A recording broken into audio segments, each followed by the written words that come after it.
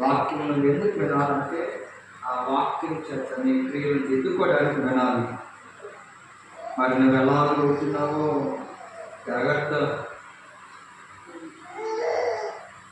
ప్రార్థన చేసుకున్నాం. పరిశుద్ధుడైన తండ్రి, ప్రేమ కలిగిన ఆయన, ఈ మధ్యాహ్న కాలం ఇంతవరకు ఈ వాక్యంతో మాతో మాట్లాడినందుకు స్తోత్రాలు దేవా. ఎంతో విస్తారమైన వాక్యంతో మాతో మాట్లాడుతున్న విధానం కొరకు స్తోత్రాలు దేవా. నీ వాక్యం నిర్మలమైంది, స్వచ్ఛమైంది, వెండిపోసలో 7 మార్లు కడిగినంత శుద్ధమైంది దేవా. అలాంటి శుద్ధమైన వాక్యం మా చేతుల్లో ఉండటము, మా నోట ఉండటము, మా హృదయాల్లో ప్రవహించుకుని గొప్ప విశేషమైనటువంటి ఆశీర్వాదకరమైన భాగ్యం నాయన. అయ్యా, నువ్వు మమ్మల్ని ఆశీర్వదించాలంటే వాక్యంతోనే ఆశీర్వదిస్తావంటారు. కానీ మరి మా ప్రియులు అన్నిటికీ ప్రాముఖ్యత ఇస్తున్నారు, అన్నింటిలో ఎదుగుతున్నారు, కానీ వాక్యం విషయంలో ఎదగలేకపోతున్నారు.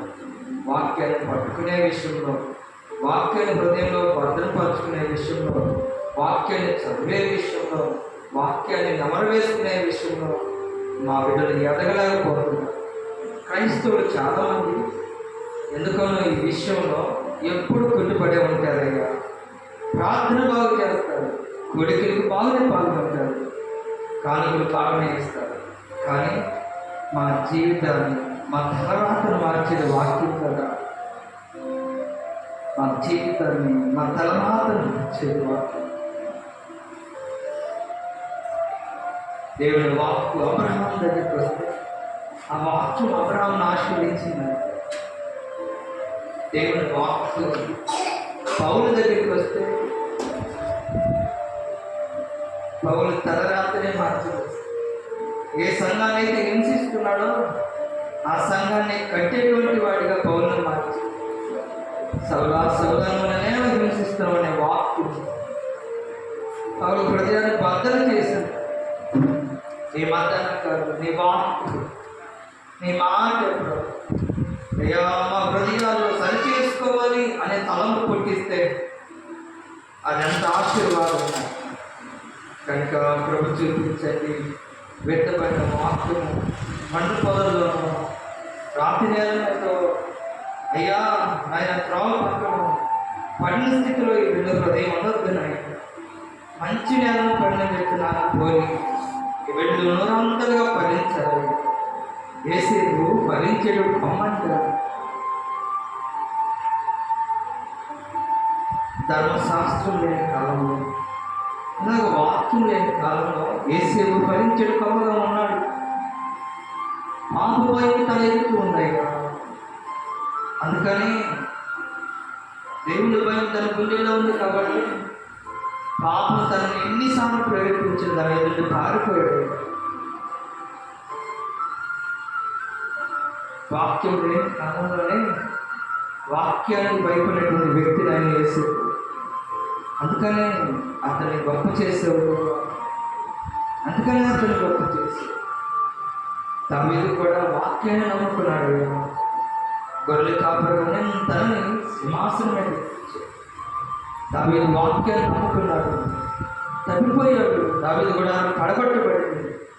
వాక్యాన్ని నమ్ముకున్నాడు కాబట్టి పశ్చాత్తాపడ్డాడు కాబట్టి మరలా తిరిగి కొవ్వు పొందుకున్నాడు కాబట్టి తన గుడారం మరలా కట్టబడింది. ఆయన ఏ మధ్యాహ్న కాలం ఏ విషయంలో వీరి గుడారం పడగొట్టబడిందో దేవా, తిరిగి ఆ విషయాల్లోనే వీరి గుడారం కట్టబడినాక అయ్యా సంతోషం లేక వీరి గుడారం పడగొట్టబడిందో, ఐక్యత లేక పడగొట్టబడిందో దేవా, నైనా ఆరోగ్యం లేకుండా వీరి గుడారం పడగొట్టబడిందో, సమాధానం లేక వీరి గుడారం పడగొట్టబడిందో, ఆర్థిక స్థితి బాగలేక పడగొట్టబడిందో, శత్రువు యొక్క పోరాటం వల్ల పడగొట్టబడిందో, దేవుని చేత ఈ బిడ్డల యొక్క గుడారం పడగొట్టబడినప్పటికీ నా యేసు దావీదు కుమారుడా, వీరి గుడారాన్ని మరలా కట్టుకోక, ఆ గుడారంలో నీవు కూడా నివాసము చేయుగాక. బలమైన నూతనమైన అభిషేకమునిచ్చిన ఆయన అయ్యా వీరి గుడారాన్ని నిలబెట్టుదుగాక. యేసు నామములో కట్టబడటము, యేసు నామములో బలమైన పునాదులతో నిలబెట్టడము, యేసు నామములో వీరి జీవితంలో జరుగునుగాక. నాయన అయ్యా తుఫానులు ఎన్న ఎన్నైనా వచ్చిన, పెనుగాలను ఎన్నైనా విసిరినా, అయ్యా మీరు ఇల్లు పడగొట్టబడకుండా క్రీస్తు అనే బండ మీద మీరు పునాది వేయబడి కట్టబడిగా చేస్తున్నాము. నీ కృప ఈ రీతిగా వీళ్ళని ఆదుకున్నది కాక, నీ కృప ఈ రీతిగా వీళ్ళని నడిపించును కాక, నీ కృప ఈ రీతిగా ఈ బిడ్డలను వెంబడించును కాక. ఏదైనా చేయగలవు నా మాట, నీ ప్రాణమే పెట్టిన వాడు, నీ ప్రాణం కంటే విలువైంది ఈ లోకంలో ఏది లేదు. అవి ఏదైనా నాకు కావాల్సి వస్తే నాకు తీయకుండా నువ్వేది దాచుకో.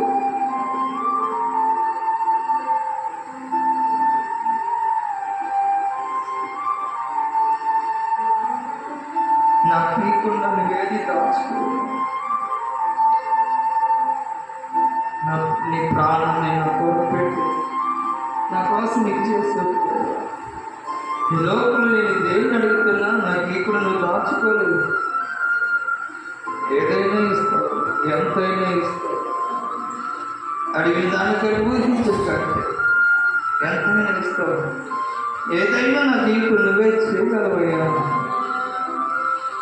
ఇశ్రాయేలుకు ఆధారమైన వాడు నరుడు కాదు, సర్వశక్తి మాత్రమే. నేను నమ్ముకుంది రాయి రప్పని చెట్టును పట్టును కాదు, సజీవుడైన యేసయ్య, సజీవుడైన యేసయ్య, పునరుత్థానుడైన యేసయ్య, బలవంతుడైన యేసయ్య, సమాధానకర్త అయిన యేసయ్య, నిత్యుడైన తండ్రిని నేను నమ్ముకున్నానయ్యా. కనుక నా నమ్మిక సిగ్గుపరచక నా జీవితంలో గొప్ప కార్యాలు చేయదువుగాక. మేము అడుగుతున్న దానికంటే గొప్ప వాటిని ఇచ్చి ఆస్వాదించదువుగాక. బిడ్డలను ప్రభా అయినా బలమైన కృపతో శక్తితో నింపండి. వారి దేహాలకు మంచి ఆరోగ్యాలు దయచేయండి. ఎక్కడ ఏ విషయంలో ఏ స్థితిలో బలహీనలు ఉన్నారు ఆ స్థితిలో బిడ్డలు దేవనండి. కుటుంబంలో ఐక్యతను సమాధానాన్ని స్థిరపరచండి. దేవా కుటుంబంలో ఆర్థిక వృద్ధిని కలిగించండి. వీటిని ఎక్కడ చేయి చాపేవారుగా ఉండక వారి చేయి ఎప్పుడు పైనుండేటట్టుగా నువ్వు దీవించదు కాదు. నువ్వు ఆశీర్వదించు, వారిని ఆశీర్వదిస్తానని చెప్తావు. దేవా మా బిడ్డల్ని దేవా చేతులెత్తి దీవిస్తూ ఉన్నాను. దేవా వారి చేయి ఎల్లప్పుడు పైనున్నట్లుగా నువ్వు ఆశీర్వదించదు కాదు. మొదట నీ స్థితి కొంచెంగా ఉండినప్పటికీ తొదరు నువ్వు మహాభివృద్ధులు అందుతావని వాగ్దానం చేసావు. ఇక్కడ స్థితి కూడా అలాగనే ఉండదు కాదు. ఇప్పుడు వీరి స్థితి కొంచెంగా ఉండవచ్చు, కానీ అతను మహాభివృద్ధిలోకి వీళ్ళు నడిపించబడుతుంది కాక. ఈ సియోనులో ఉన్న వారికి ఆశీర్వాదం స్వతంత్రమగను గాక. ఈ ఆశీర్వాదం స్వతంత్రమగను గాక.